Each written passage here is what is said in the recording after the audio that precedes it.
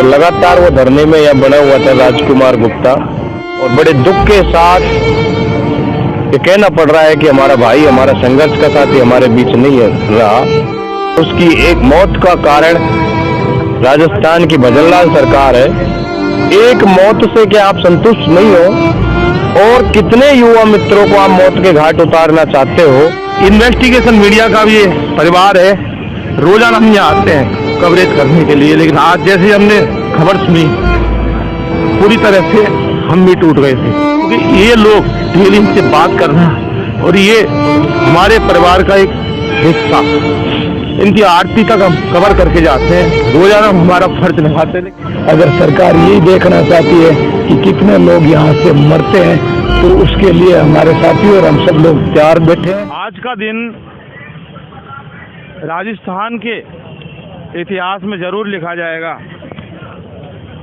और पता है ना क्यों?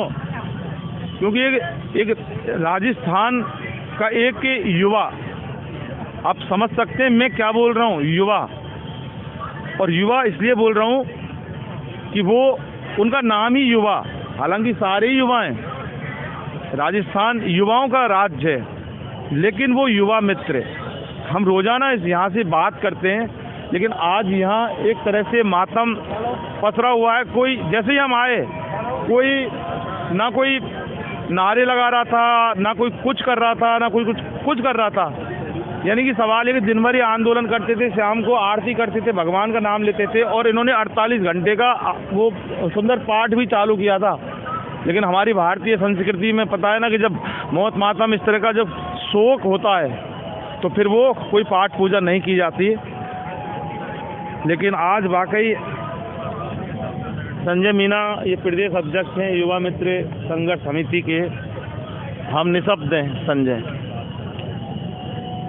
देखिए, वास्तव में बोलने लायक स्थिति में हम भी नहीं है। आज एक हमारा भाई, हमारा साथी, एक हमारा संघर्ष का साथी, और वो स्वयं मेरे गृह ब्लॉक का मेरे साथ राजीव गांधी युवा मित्र के पद पर कार्यरत था। और लगातार वो धरने में यहाँ बना हुआ था राजकुमार गुप्ता, एक बहुत गरीब परिवार से था। और यहाँ भी जब वो जैसे ही 25 दिसंबर को काला आदेश सरकार ने निकाला, तभी से राजकुमार एक टेंशन में रहता था। घर पे रहता था तो भी वो साइड में अकेले एकांत में बैठा रहता था, या धरने पे आता था तो यहाँ भी वो एकांत में बैठे रहता था। जो जो धरने के दिन बढ़ते गए तो उसको लगने लगा कि मेरी नौकरी शायद अब नहीं आ रही। वो सदमा वो बर्दाश्त नहीं कर सका और बड़े दुख के साथ ये कहना पड़ रहा है कि हमारा भाई, हमारा संघर्ष का साथी हमारे बीच नहीं रहा। और उसकी एक मौत का कारण राजस्थान की भजनलाल सरकार है, जिसने काला आदेश निकाल के एक राजीव गांधी युवा मित्र को मरने के लिए बाध्य कर दिया, मजबूर कर दिया। सरकार से कहना चाहते हैं, एक मौत से क्या आप संतुष्ट नहीं हो और कितने युवा मित्रों को आप मौत के घाट उतारना चाहते हो? ये गूंगी बहरी सरकार 27 दिन से हम यहाँ कड़ाके की ठंड में यहाँ पड़े हैं, टस से मस नहीं हुई। और अब तो हमारे 5000 भाइयों के लिए हमारा भाई ने बलिदान दे दिया, शहीद हो गया। इससे बड़ी कोई बात नहीं है। सरकार हमारे धैर्य की परीक्षा नहीं ले, क्योंकि अब एक एक जब हमारा साथी हमारे बीच से प्रकृति को प्यारे हो गए, मौत के लिए हमको मजबूर कर रही है सरकार। सरकार क्या यह इंतज़ार कर रही है? क्या वो आंदोलन को इस तरह ख़त्म करवाना चाहते हैं कि इनमें से एक एक इसी तरीके से मरते जाएं तो आंदोलन ख़त्म हो जाए? तो बेशक आप उसका इंतज़ार कीजिए, हम मरते रहेंगे इसी तरीके से बारी बारी से।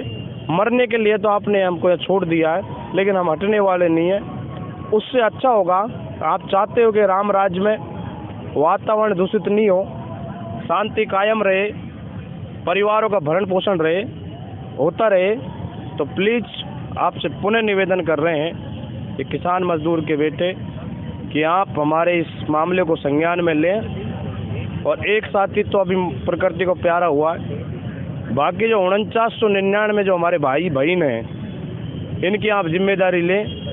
अन्यथा ये मौत का आंकड़ा निरंतर बढ़ता जाएगा। हमारे भाई बहन बहुत सदमे में है, बेरोजगारी बहुत बुरी होती है। इस महंगाई के दौर में आपने हमारे पेट पे लात मार दी, अब हमारा धैर्य टूटता जा रहा है। राजस्थान में माहौल ख़राब होगा, बहुत बुरी तरीके से ये आंदोलन आगे बढ़ने वाला है। एक एक को हम मरने के लिए तैयार हैं, लेकिन भजन लाल सरकार को झुकना पड़ेगा, क्योंकि अब आपने हमारे साथ अति करी है, अति का अंत निश्चित है और अंत हमारी मौत के साथ होना निश्चित है, तो हम मरने के लिए तैयार हैं। देखिए 5000 ये इन लोगों की जो संख्या है, अब 49 आंकड़ा रह गया, 49 अब इन्होंने बोला। लेकिन सवाल ये है कि माना कि भजन लाल सरकार इनको इनकी नियुक्ति भी दे दे, बहाल भी कर दे, लेकिन सवाल एक बहुत बड़ा है कि आखिर जो चला गया उसको कौन सी सरकार ला सकती है।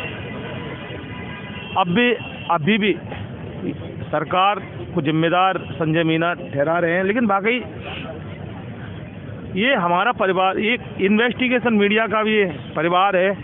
रोजाना हम यहाँ आते हैं कवरेज करने के लिए, लेकिन आज जैसे हमने खबर सुनी पूरी तरह से हम भी टूट गए थे, क्योंकि जब परिवार का जो सदस्य जाता है ना, हम कवरेज बहुत करते हैं, खूब हत्या मर्डर सारी घटनाओं को हम देखते हैं, लेकिन हम कभी नहीं पकड़ते इतना, क्योंकि ये लोग डेली इनसे बात करना और ये हमारे परिवार का एक हिस्सा, इनकी आरती तक हम कवर करके जाते हैं। रोजाना हम हमारा फर्ज निभाते हैं, लेकिन कुछ कह नहीं सकते, कोई पूछना नहीं है। नहीं, आज के दिन तो अभी हमारे बड़े भाई साहब संजय जी अध्यक्ष जी ने कहा कि हम इतने आघात में है हमारे साथी के जाने के बाद कि हमारे से 2 शब्द भी बोलना मुश्किल हो रखे हैं। बाकी सरकार से निरंतरता के साथ यही बात रख रहे हैं, यही कह रहे हैं कि ये 4999 साथी जो बचे हुए हैं उनको देखते हुए आप जल्द से जल्द हमें बहाली का आदेश करिए, वरना हमारे साथी बहन भाई बहुत ज़्यादा सदमे में, क्या पता किसका बलिदान जाए इस नौकरी के लिए और किस घर का चिराग बुझ जाए। गरीब परिवारों से आते हैं, कमाने वाले एक एक व्यक्ति है, किसी के 4 माह की बच्ची है, किसी के बच्चा है, उसका कैसे भरण पोषण होगा, ये बातें सरकार को ध्यान में रखनी चाहिए। वरना जैसे एक एक करते हमारे साथी नौकरी के लिए, मैं तो कहता हूँ कि डेथ क्या हो रही है, वो शहीद हो रहे हैं, तो सरकार को ये सोचना चाहिए, ये ध्यान में रखना चाहिए। हम लोग यहाँ से जाएंगे नहीं अगर सरकार यही देखना चाहती है कि कितने लोग यहाँ से मरते हैं, तो उसके लिए हमारे साथी और हम सब लोग तैयार बैठे हैं। बाकी हम नौकरी लेके ही जाएंगे। ईश्वर आपकी आत्मा को शांति प्रदान करें। राजकुमार गुप्ता, आप जहाँ पे भी रहें खुशहाल रहें, बस यही भगवान से दुआ कर सकते हैं, इसके अलावा हमारे पास कोई रास्ता नहीं है। इन्वेस्टिगेशन मीडिया के लिए शहीद स्मारक से मैं जितेंद्र शर्मा।